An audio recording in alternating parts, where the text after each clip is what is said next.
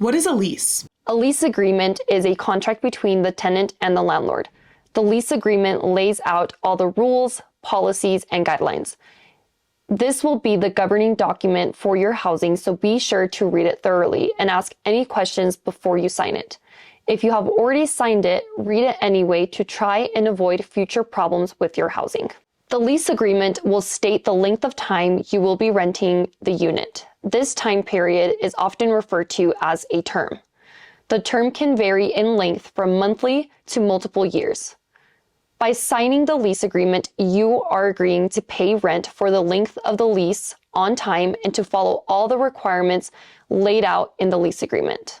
If you choose to end the lease or move out before the term ends, you will need to follow the requirements of the lease, and there may be fees and penalties involved. What is a month-to-month agreement? A month-to-month agreement means that you will live in the unit and pay rent on a monthly basis, but you have no assurance of staying for a specific time like a term lease. These month-to-month agreements give you the most flexibility but the least security. These agreements automatically renew at the end of each term/month, unless otherwise ended by either the tenant or the landlord. The tenant or the landlord does not renew the lease at the end of a term as specified on the lease agreement. The lease becomes a month-to-month agreement. What is the difference between a term lease agreement and a month-to-month agreement?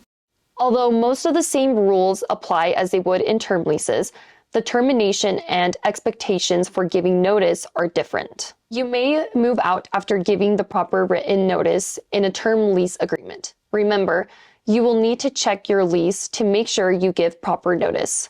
There can be fees or penalties in moving out early. Generally, a landlord is required to only give you 15 days written notice to end a month-to-month lease agreement. You should do the same if you intend to leave, but make sure you check your lease agreement to see how much notice you must give. Before entering into a lease, what are some things I should remember? Inspect the unit prior to renting or signing any documents. Document the condition of the unit on a move-in form which the landlord should provide you. If they don't, you need to ask for one or make a list of conditions room by room. Take pictures too. Make sure your lease agreement is in writing. If your landlord does not provide you with a written lease, you should request one to try and avoid future misunderstandings. If you do not have a written lease and a problem occurs with your landlord, these issues can become very difficult to resolve. Always read your lease agreement prior to signing it.